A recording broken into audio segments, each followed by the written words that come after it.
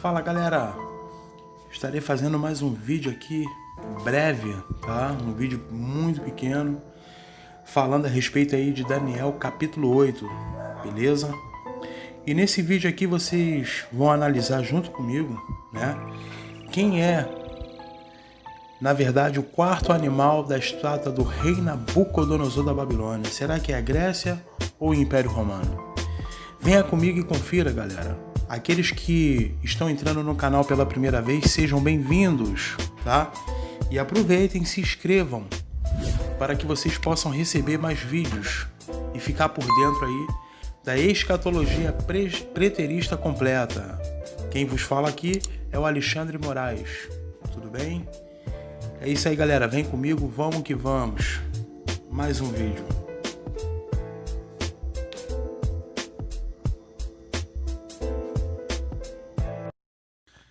Fala galera, vamos lá, vamos iniciar aqui o livro de Daniel, capítulo 8, tá? Eu não vou ler aqui o capítulo 8 todo, por quê? Vamos lá. Não tem necessidade, né? Muitos conhecem essa passagem, depois vocês podem analisar aí, tá? Na casa de vocês, com a Bíblia de vocês, tá?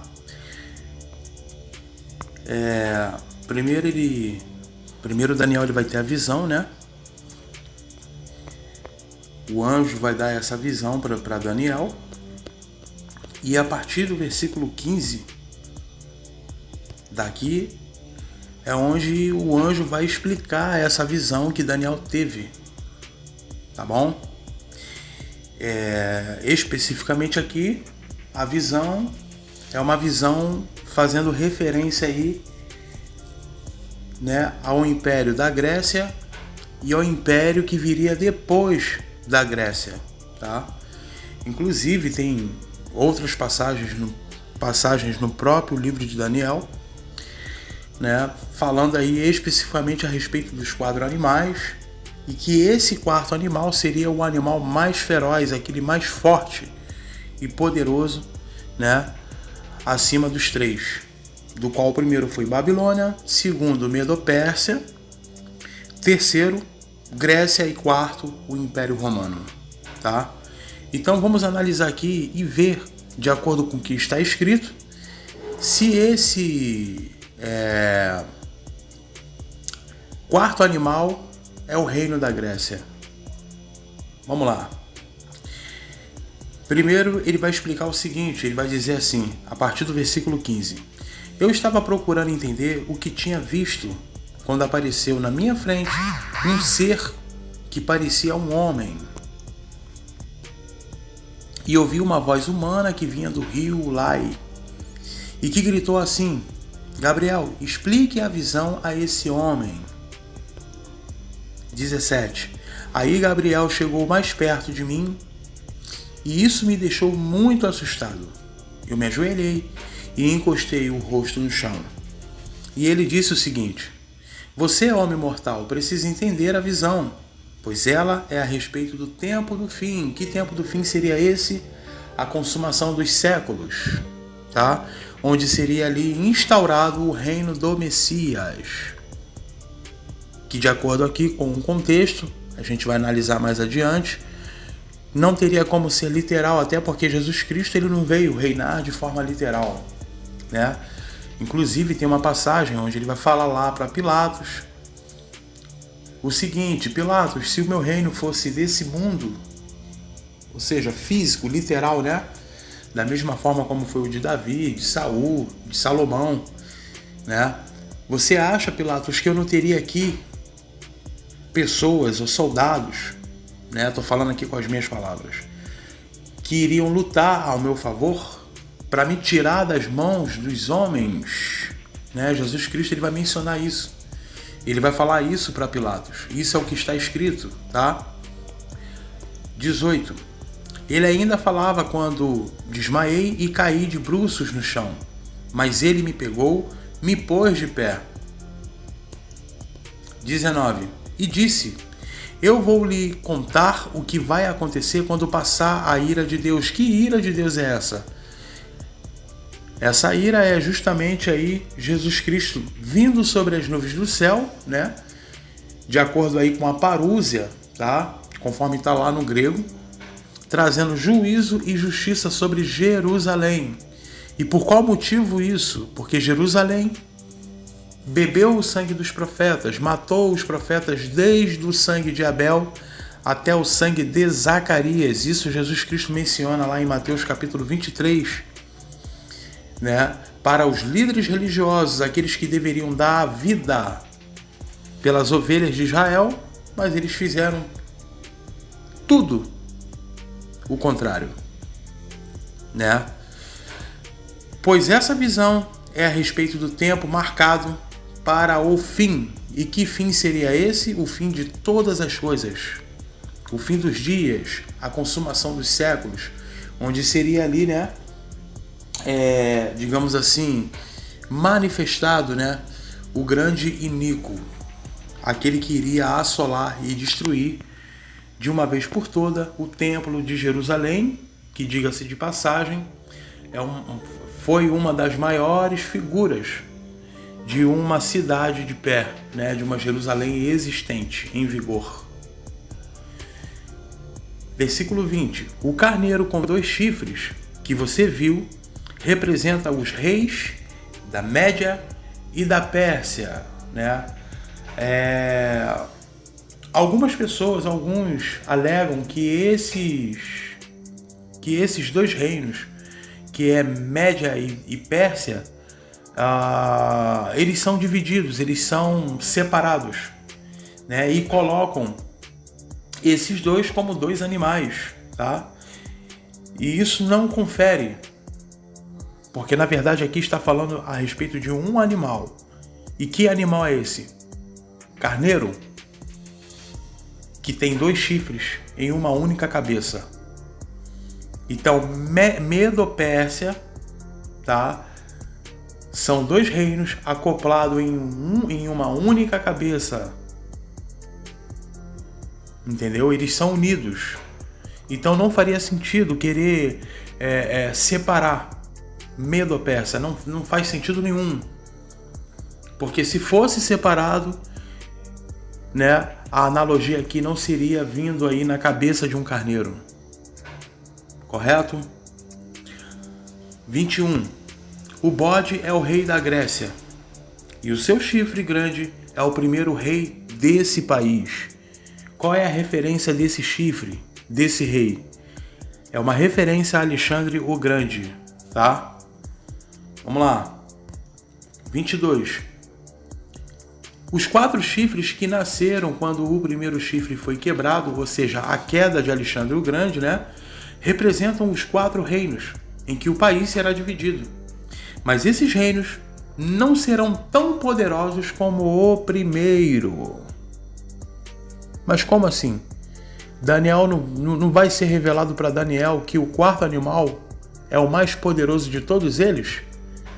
Então como que, se esse 4º animal é o reino da Grécia, como é que seria revelado para Daniel aqui que esses reinos não seriam tão poderosos como o primeiro? Vê se faz sentido isso. Olha só a grande contradição, né? Olha aí, ó. Não faria sentido. Vamos lá. 23. Quando o fim desses reinos estiver perto, qual o reino? Os 4. E as suas maldades tiverem chegado ao máximo, aparecerá um rei cruel e enganador. Ele ficará cada vez mais poderoso, mas não pela sua própria força. E por qual motivo isso? Porque Deus que iria fazer isso, né? Conforme vai falar lá em Tessalonicenses, onde Deus ele simplesmente vai tirar aquele que o detém para que ele seja solto e venha destruir Jerusalém, que é quem? O grande iníquo, que iria arrasar com Jerusalém e destruir tudo, acabar com tudo, conforme o próprio Jesus Cristo menciona ali em Lucas capítulo 21, a partir do versículo 20. né? E também com o povo de Deus. Ponto. Fará o que quiser e prosperará sempre. E foi exatamente o que aconteceu. 25. Com a sua presença ele enganará todos, né? Vai falar lá em 2 Tessalonicenses, o apóstolo Paulo vai falar que esse viria e faria muitos sinais e maravilhas para enganar, para iludir, né? Aqueles que iriam se deixar levar pelas suas ofertas. Ficará cada vez mais orgulhoso e matará muitas pessoas à traição.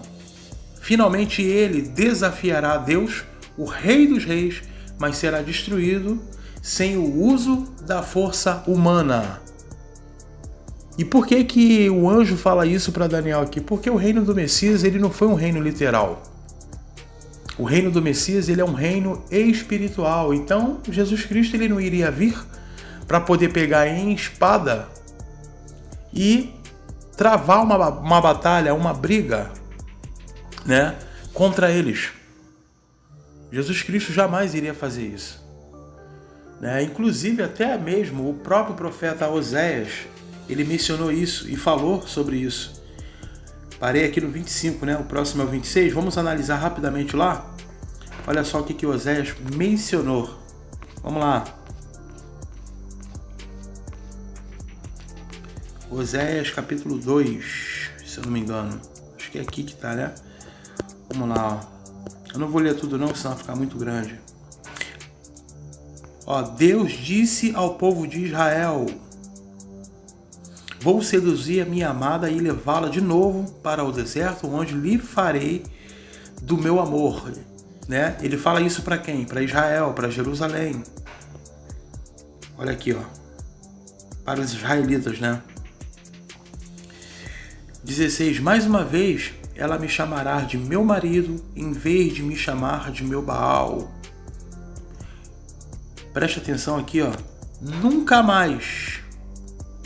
Ou seja, é a mesma coisa de que para sempre. Nunca mais que ela diga o nome Baal, nunca mais se falará desse Deus. Sou eu, o Senhor, quem está falando. Naquele dia farei um acordo com os animais selvagens, com as aves e com as cobras, para que não ataquem a minha amada. Ele tá fazendo a referência a uma Jerusalém física? Não tem como, né? Porque a Jerusalém física ela foi destruída por causa das iniquidades com relação aí aos líderes religiosos, aqueles que eram representantes ali de Jerusalém. Aqueles que deveriam ser os verdadeiros pastores, né? Por isso que Jesus Cristo ele vai mencionar lá em Lucas capítulo 19, onde ele chega na cidade de Jerusalém e ele chora pela cidade. Ele sabia muito bem, Jesus Cristo sabia muito bem que estava para cair ali um acerto de contas, uma grande destruição sobre aquela cidade, porque pecou contra o Eterno, matando os profetas, bebendo o sangue deles, tá? Inclusive apedrejando aqueles que foram enviados. Quebrarei, olha só, hein? Quebrarei as armas de guerra, os arcos e as espadas.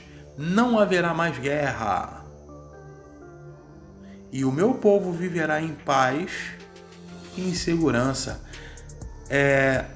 Isso aqui tem como literalizar, galera, porque a gente tem aí uma Jerusalém sem templo, sem a maior figura, né? De uma Israel existente. Sabemos muito bem, de acordo com as Escrituras, que um dos maiores símbolos, tá, de uma Jerusalém existente, de uma Jerusalém em vigor, era o próprio templo de pé. E cadê esse templo? Cadê a figura sacerdotal terrestre e os sacrifícios de animais?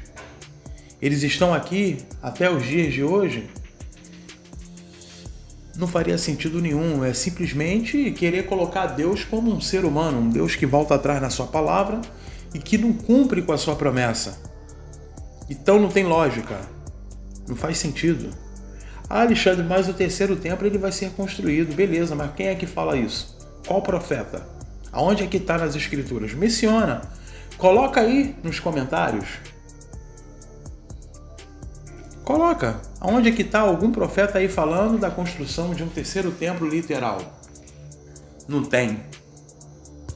19. Israel, eu casarei com você e para sempre, forever, aqui ó, você será minha legítima esposa. Eu a tratarei com amor e carinho. Olha aí, ó. E serei um marido fiel. Então você se dedicará a mim, o Senhor. Ah, Alexandre, mas isso aí é literal. Beleza, se é literal, então Deus, ele é um Deus muquirana. É um Deus que não tem palavra, porque a gente não tem aí, ó. Jerusalém foi arrasada aí pelo imperador Vespasiano no ano 70, junto com o seu filho general Tito. E depois teve mais um decreto, né, do imperador Adriano, assinando o decreto e fazendo com que todos os judeus saíssem dali de Jerusalém. Então não faz sentido. Cadê o para sempre? Cadê aí, né, a promessa de Deus? Se eu quiser jogar isso aqui para o literal, não dá. Não tem lógica. Naquele tempo serei Deus que atenderei o pedido dos céus, e os céus atenderão o pedido da terra, dando-lhe chuvas. A terra responderá, produzirá trigo, uvas e azeitonas, assim eu atenderei às orações do meu povo de Israel. Plantarei o meu povo na terra prometida, para que eles sejam a minha própria plantação. E eu amarei aquela que se chama não amada, para aquele que se chama não meu povo, eu direi, abre aspas, você é meu povo, fecha aspas. E ele responderá, abre aspas de novo, tu és o meu Deus, fecha aspas. Agora aí, ó, dá para literalizar isso aqui? Porque a gente não tem aí nos dias de hoje uma Israel, uma Jerusalém existente, né? Segundo as escrituras, porque não tem um templo de pé. Jerusalém e Israel sem o templo é a mesma coisa de não ter ali, né, o coração do Eterno. Não faz sentido querer trazer isso aqui para os dias de hoje e muito menos apontar isso aqui para dentro de uma literalidade. Vamos voltar lá para Daniel. Vamos lá. Daniel 8, né? Parei no versículo 26, né? Opa, voltou aqui. Vamos lá. Deixa eu voltar aqui. Daniel 8. Vamos lá. Versículo 26. Aí ele vai mencionar. E Gabriel terminou assim, você já ouviu a verdadeira explicação dos sacrifícios da tarde e da manhã, mas não diga a ninguém o que quer dizer a visão que você teve, pois ainda vai demorar muito tempo até que ela se cumpra. Eu, Daniel, passei vários dias abatido e doente. Depois fiquei bom e comecei a tratar de negócios do governo, mas continuei muito preocupado com a visão, pois não conseguia entendê-la. Vamos voltar aqui. Cadê? Na parte aqui onde ele vai falar dos 4 chifres, tá? Cadê? Os 4 chifres que nasceram quando o primeiro chifre foi quebrado representam os 4 reinos em que o país será dividido. Mas esses reinos não serão tão poderosos como os primeiros. Esses chifres são exatamente Cassandro, né? Licímaco, Seleuco e Ptolomeu, né? Aqueles que entraram aí no lugar do Alexandre o Grande, que foi o primeiro chifre, né? Sozinho ali. E depois Alexandre o Grande cai, entra aí a divisão do reino da Grécia com os 4 chifres, beleza? E como que eu vou apontar, por exemplo, os 10 chifres que saem do quarto animal e querer colocar esse quarto animal apontar com o reino da Grécia? Como que eu vou fazer isso? Não tem como fazer isso. Por que não tem como? Vamos analisar aqui o livro de Apocalipse. Apocalipse 17, né? Já estava lá. ele vai dizer o seguinte. Opa! Olha só. Peraí. Tá difícil aqui, hein? Olha só, Apocalipse 17. Ele vai dizer o seguinte.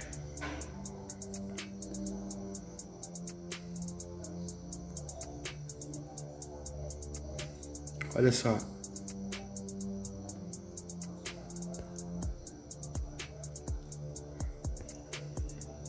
Os 10 chifres que você viu são 10 reis que ainda não começaram a governar, mas vão receber autoridade para reinar com o monstro durante 1 hora. Aí depois ele vai dizer no 13, preste atenção. Esses 10 estão todos de acordo entre si e dão ao monstro o poder e a autoridade que possuem. Por que João escreve isso aqui?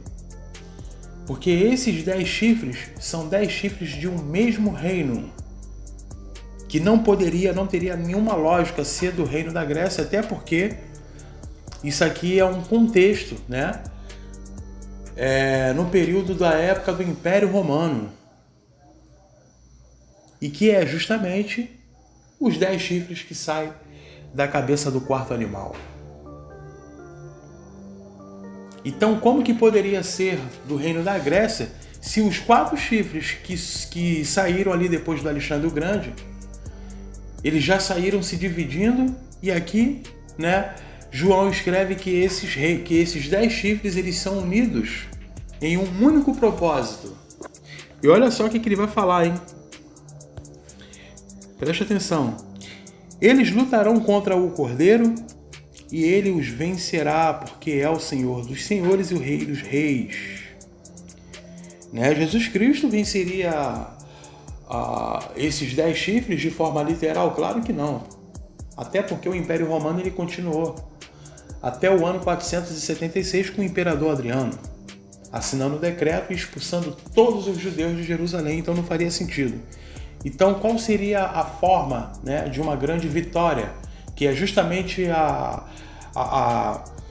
pedra que cai em cima da estátua do rei Nabucodonosor, destruindo todos os reis da terra, e onde nenhum rei da terra, nenhum rei humano poderia abalar o reino do Messias, justamente por ser um reino não literal, e sim um reino espiritual.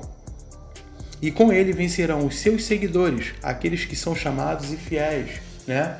Que são os seus eleitos, os discípulos, os apóstolos, todos que não aceitaram aí a oferta do Império Romano, junto com o falso profeta que foi Jerusalém, né, se prostituindo. Vamos lá, aí ele vai continuar. Cadê? 16. Os 10 chifres que você viu e o monstro odiarão a prostituta. E foi exatamente o que aconteceu. O Império Romano simplesmente quebra a aliança, né, que foi feita com Israel, porque Israel era ali subjugada pelo Império Romano, e o Império Romano vai e resolve destruir Jerusalém, conforme Deus já tinha, né, falado, através do próprio Daniel, né, e Jesus Cristo já tinha mencionado isso, e ele menciona isso lá em Lucas 19, que ali não ficaria pedra sobre pedra, né? Eles tirarão tudo o que ela tem e deixarão nua, e foi exatamente o que aconteceu. Lucas capítulo 21, né? Jesus Cristo vai falar: quando virdes Jerusalém cercadas de exércitos, sabeis que é chegado o seu fim, a sua grande destruição, a sua desolação, tá? Aí depois ele vai falar: aqueles que estiverem na Judéia vão para os montes, fujam. Porque Jesus Cristo sabia que muitos que estivessem ali em Jerusalém seriam mortos a fio da espada pelo próprio Império Romano. Ponto. Devorarão a sua carne e queimarão o resto no fogo. E foi exatamente o que aconteceu, né? Um massacre, uma grande carnificina por parte ali que se iniciou ali pelo César Nero, né? E depois veio o grande cumprimento do acerto de contas no ano 70 com o imperador Vespasiano junto com seu filho general Tito. Então vê se faz sentido querer colocar esses 10 chifres, né, acoplando ele com o Império da Grécia. Não dá, né? Não faz sentido nenhum. Aí depois ele vai mencionar aqui, ó, os 10 reis, que são os 10 chifres, né?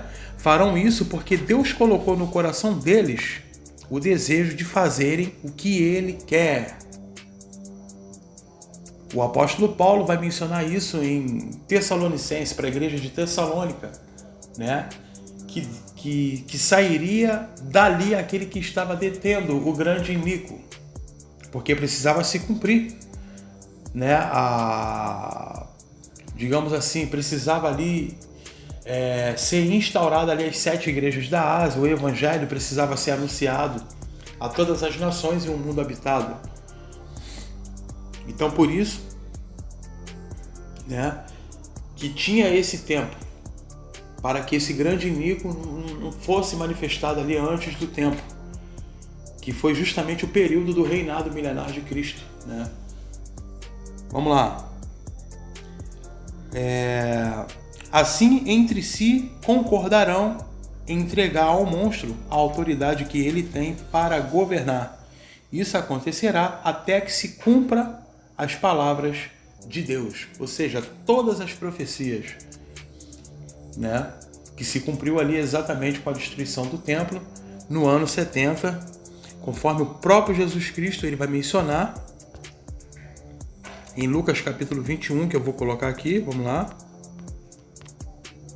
Ele vai dizer aqui, ó, no versículo 22, né, ele vai falar do grande acerto de contas que estava para cair sobre Jerusalém, né, que seria destruído, né? Quando vocês virem a cidade de Jerusalém cercada de exércitos, sabei que é chegado o seu fim, né? A sua destruição. Aí depois, no 22, ele vai mencionar aqui, ó. Olha só o que ele vai falar aqui, ó. Porque esses dias serão os dias de castigo, ou seja, o grande acerto de contas, tá? E neles acontecerá tudo o que as Escrituras Sagradas dizem. Olha aí, ó. Tudo o que as Escrituras Sagradas dizem, ou seja, o grande cumprimento, né, de tudo o que está escrito nas Escrituras Sagradas, que ali ele estava fazendo a referência a Taná e a Torá, e não o Novo Testamento, porque nessa época não existia. Jesus Cristo ainda estava vivo e estava debaixo aí de todos os preceitos religiosos, da lei de Moisés e tudo mais. Então não faria sentido. Beleza? É isso aí, galera. Aqui, terminando aí o vídeo, tá? Um vídeo pequeno, breve, mas aqui, de acordo com Daniel capítulo 8, não tem como querer mencionar e querer jogar isso aqui, o quarto animal, para o Império da Grécia. Não faz sentido nenhum. Não tem lógica. É isso aí, rapaziada. Um grande abraço a todos. Até o próximo vídeo.